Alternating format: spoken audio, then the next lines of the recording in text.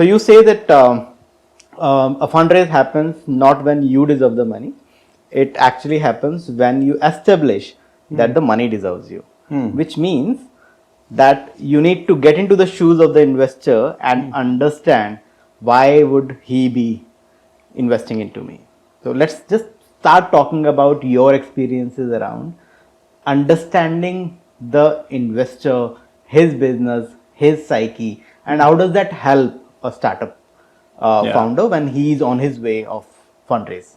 Yeah. I think that's a very important part, which is understanding the business of an investor, right? Whether you're talking to an angel or you're talking to a VC, it's important to put yourself in their shoe and then understand why they are asking what they are asking, what is it that they want to hear, right? Think of it like putting yourself in your customer's shoe, right? So every time you're doing a business or trying to sell anything, you would say, okay, what is the need? The customer wants this. Maybe you are a company which sell fashion, right? And say, okay, yes, people want to look good. They want to demonstrate that they are of a certain level, and hence they would buy a suit, right, or something, right? And this is the kind of thing that matters to them. This is the kind of budget that they will have. So whenever you are doing the same exercise with an investor, because effectively what you are telling them is that buy a part of my company and give me capital. It's again a very sales kind of a thing. So understand their business, understand why they are investing, what is important to them. And that is something that I realize most founders don't do. They don't invest enough time to understand that particular detail. And it's a big mistake, according to me. And within the investors community, you talk to an angel and you talk to a VC and you talk to a private equity. For that matter, everybody would be coming in onto the table with a different mindset and thought. Absolutely. And that defines at what stage, what kind of startup should reach out to what kind of. Yeah, and for that matter, for example, right? So you just touched it. I'm glad you did, right? The mindset that a angel comes and the same mindset of how a VC comes is very different. So there are strategies that works with angels that will not work with VCs. Yeah. So for example, angel, if I have to give you an analogy, an angel works it's like a B2C sales. Right? You go to a shop, you see a shirt, you say, oh, this looks good. And can I afford it? Yes. Do I need it? Yes. Let me buy it. Right? You really do not put too much of thoughts and you are dependent too much of how you feel about it. Right? Same, but if you go to a VC, that's like a B2B sales. So when you go to them, you'll say, okay, my customer let me see, okay, do I have alternative quotes? How much do I need? What is my budget around it? Whom do I need to get an approval from? So there is a whole process around it. Not to say there is no emotional content side to it, but there is still a process. It's like a B2B sales. It will take its time. It will have its process. They will have a thesis. They will have a process around it. They will have stakeholders to manage. Just like in any B2B sales, VC fundraising is a far more B2B event. Angel fundraising is a very B2C event. And hence it works very differently. And that is where understanding the business, understanding their psychology will make a difference.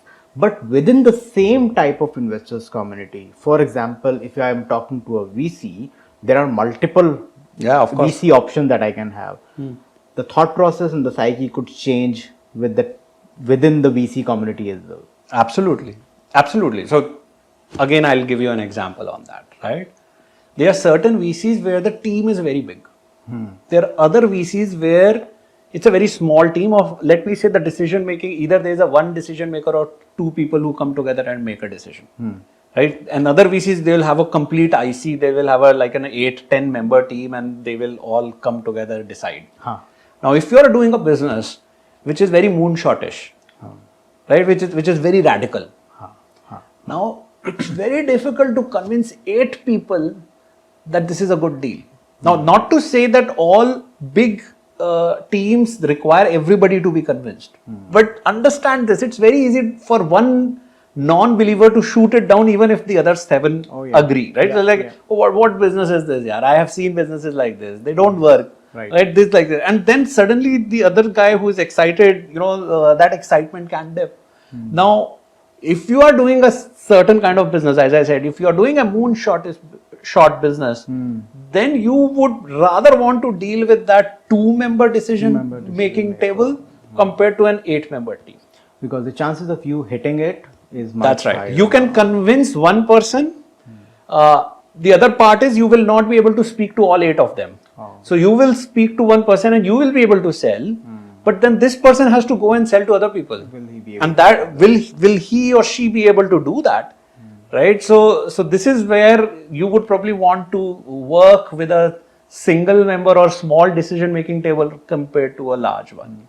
And there's another angle that you would want to touch upon then is that what is the theme which most of these guys would be working around. So correct. Yes, there is a psyche, but then there is a theme, for example, the Gen AI. Thesis, belief system, experiences.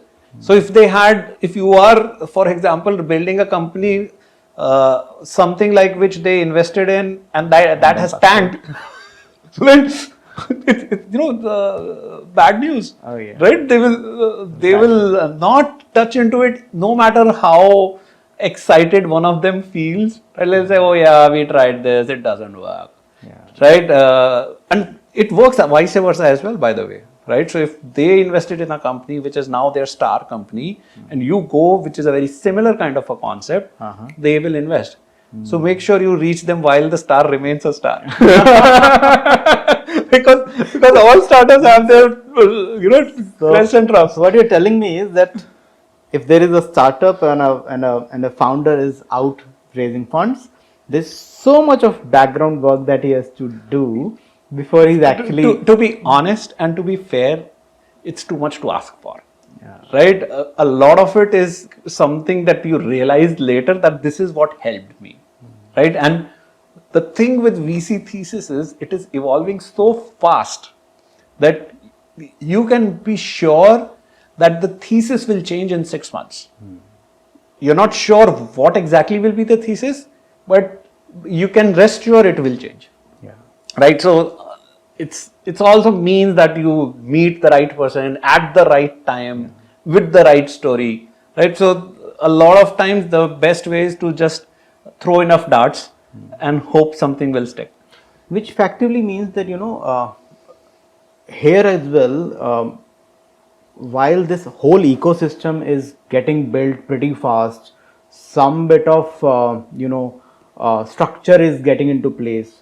But if there is one single structure wherein a mentorship could be provided, could be available to the startup, specifically from an ideation stage to a stage where he has raised funds and the product is visible to everybody, is something that can actually add a whole lot of value to the whole process of raising fund, explaining the thought process, reaching out to the right set of investors, and then coming back to the business.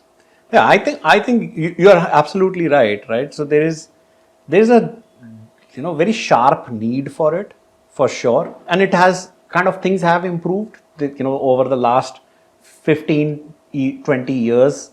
Over the evolution of this ecosystem. I think today more founders understand the nuances than before, but still these nuances have also evolved and they continue to evolve.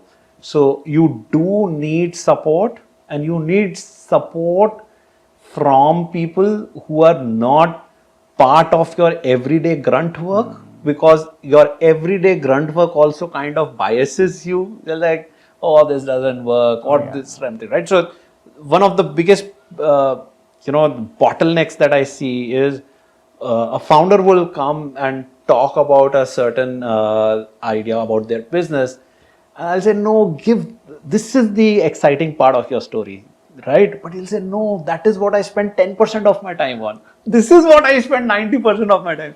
That doesn't matter. Doesn't matter. Doesn't matter. If the story is in the 10%, just go and only talk about 10%. right? So it's as we say in Hindi, हाथी के दांत दिखाने दिखाने के के और और खाने के खाने और, के और. and that is how it works.